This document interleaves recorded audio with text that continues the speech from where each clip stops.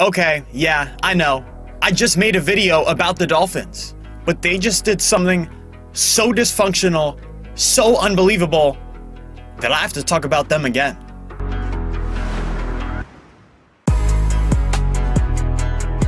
Hello everyone, welcome back to Into Sports. I'm your host Evan. Before I talk Brian Flores and the Dolphins, do me a big favor and click the subscribe button, because it would help me out a lot. Anyways, the Dolphins announced on Monday, actually the day after the regular season ended, and the day after they beat the New England Patriots, that they had fired head coach Brian Flores. And it may be one of the most baffling moves in recent NFL history. Apparently, one of the reasons for the firing was disagreement between Flores, GM Chris Grier, and the owner Stephen Ross. And according to a report, Flores wanted Justin Herbert in the 2020 NFL Draft, but Stephen Ross and Chris Grier wanted Tua. So Brian Flores is essentially being fired for being dead right. And if they just listened to Flores and drafted Justin Herbert, I can't even imagine where the Dolphins would be right now with one of the 5 best quarterbacks in the sport.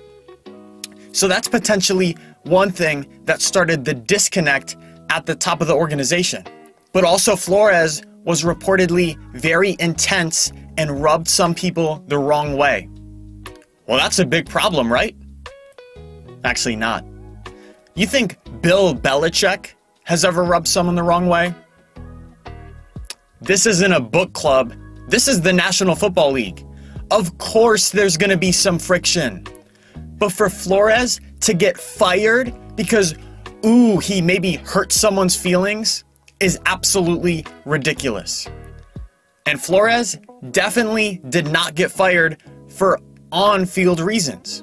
Remember when everyone said, tank for Tua? People actually thought the Dolphins might go 0-16. Well, they actually finished the year, last 9 games, 5-4.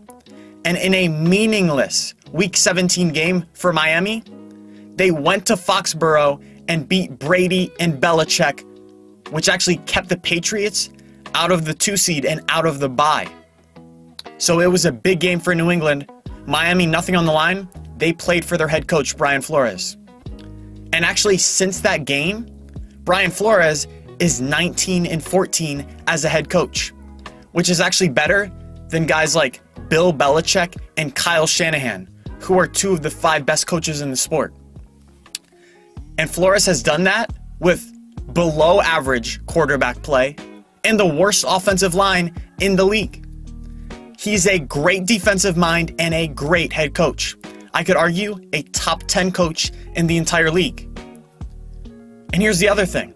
The talk of the town the last couple years has been the young coaches. Kyle Shanahan, Sean McVay, Matt LaFleur. But I put Brian Flores right on that list. He's only 40, and he's really the defensive version of those guys. We always talk about franchise quarterbacks. Flores is a franchise coach. He's the kind of guy that, like a McVay, you want for the next 8 to 10 years. Because it only took him 18 months to turn a team from tanking to a team that was actually seriously contending for a playoff spot. If you gave him several more years, the results would have just gotten better and better. But the Dolphins foolishly didn't give him that chance. So how does this impact Miami going forward? Well, in their division, the Dolphins face 2 main obstacles: Josh Allen and Bill Belichick.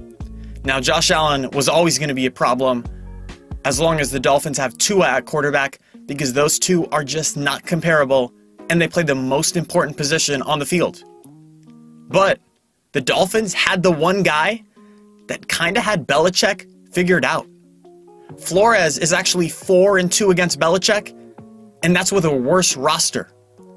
But now they fire him. And now Miami is back to having 2 massive obstacles in their way, and that's just in their own division: Josh Allen, Bill Belichick.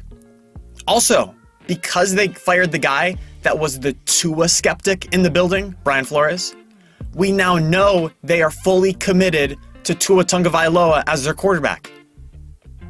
But that's not a good thing. Tua is just a low-end starter, and he doesn't have the raw talent to really make a big jump. He really is what he is at this point, even though it's only year 2. And I really don't think that's debatable. He's much more of a problem than a solution. So a couple of years ago, I was very optimistic about the Dolphins' future. But now, as I look around, Tua hasn't panned out, and now Brian Flores is gone.